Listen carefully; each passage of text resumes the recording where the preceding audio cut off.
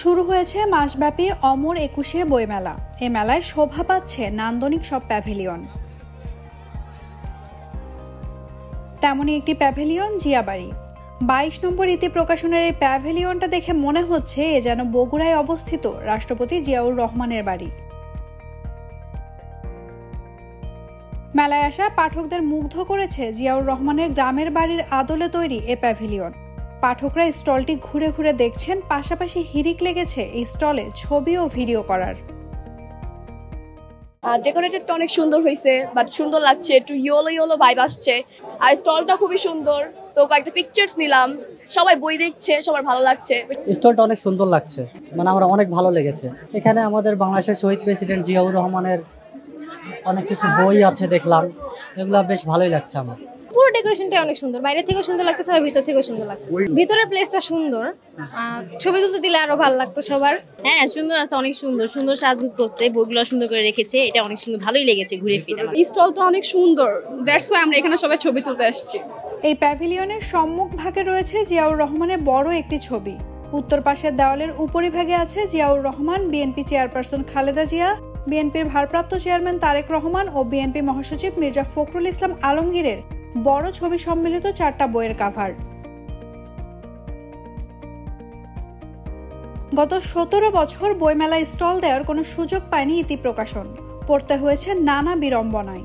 এ বিষয়ে প্যাভিলিয়নের ব্যবস্থাপক জানান, এই প্যাভিলিয়নের ডিজাইনটা করা হয়েছে আমাদের প্রকাশক জনাব মোহাম্মদ জহির দীপ্তি সাহেবের পরিকল্পনা থেকে।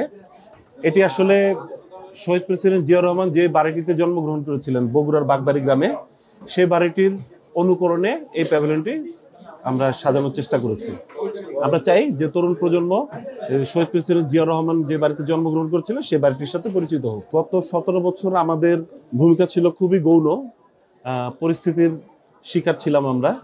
সেটা হচ্ছে যে আমাদের গত মেলাও আমাদের স্টল ছিল অনলি 2 ইউনিটের একটা স্টল ছিল, ঠিক আছে।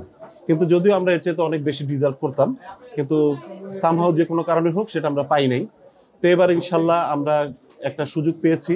আমরা চেষ্টা করে যাচ্ছি জাতীয়তাবাদী প্রকাশনা সংস্থার পক্ষ থেকে এবং ইতি প্রকাশনার পক্ষ থেকে শহীদ প্রেসিডেন্ট জিয়াউর রহমান এবং আমাদের নেত্রী জননেত্রী বেগম খালেদা জিয়ার জীবনী এবং তার কর্মগুলোকে তরুণ প্রজন্ম এবং প্রবীণদের কাছে পৌঁছে দেওয়ার জন্য। স্টলটিতে রয়েছে প্রেসিডেন্ট জিয়ার রাজনৈতিক জীবনী, বেগম খালেদা জিয়ার জীবন সংগ্রাম, তারেক রহমানের লেখা সবার আগে বাংলাদেশ, মির্জা ফখরুলের আমার স্বপ্ন আমার দেশ সহ আরো অনেক বই। জাতীয়তাবাদী ঘরানার বইগুলো এসছে আপনার জাতীয়তাবাদী প্রকাশনা সংস্থা থেকে, সেই বইগুলো আপনার ইতি প্রকাশনের স্টলে পাবেন। এখানে আপনি সংক্ষিপ্ত আকারে এবং আপনি যদি ডিটেলস জানতে চান সেই ধরনের বই আমাদের এখানে আছে। আপনাদের এখানে যদি ব্যাপক আকারে জানতে চান সেক্ষেত্রে আপনি প্রেসিডেন্ট জিয়া, বেগম খালেদা জিয়ার বৃহৎ আকারের জীবনী আছে এখানে।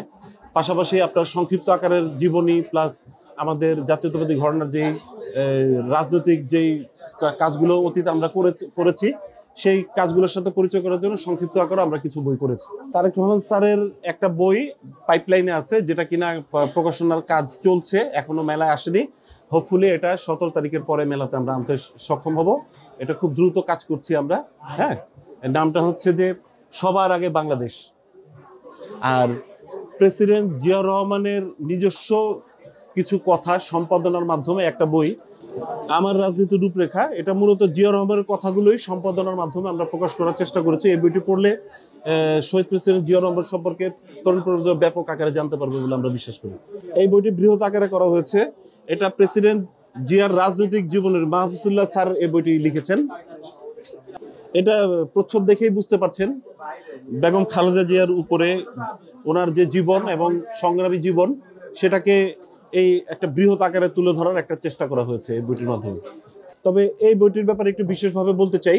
হ্যাঁ, এটা যেহেতু শহীদ প্রেসিডেন্ট জিয়াউর নিজস্ব কিছু বাণী এবং নিজস্ব কিছু লেখা এতে সন্নিবেশিত হয়েছে, এই বইটিকে ঘিরে আমরা তরুণ প্রজন্মের ব্যাপক আগ্রহ লক্ষ্য করছি। স্বৈরাচার শেখ হাসিনার আমলে বইমেলায় রাষ্ট্রপতি জিয়াউর রহমান কিংবা বিএনপির নেতাদের এত বড় ছবি প্রদর্শন করা যায়নি। 2024 সালে মেলায় বেগম খালেদা জিয়া ও মির্জা ফখরুলের ছোট দুটি ছবি টাঙালেও একদল লোক সেগুলো নামিয়ে দেয়। এছাড়া এত বছর বিএনপি সংশ্লিষ্ট কোনো বই প্রদর্শনীতে রাখা যায়নি।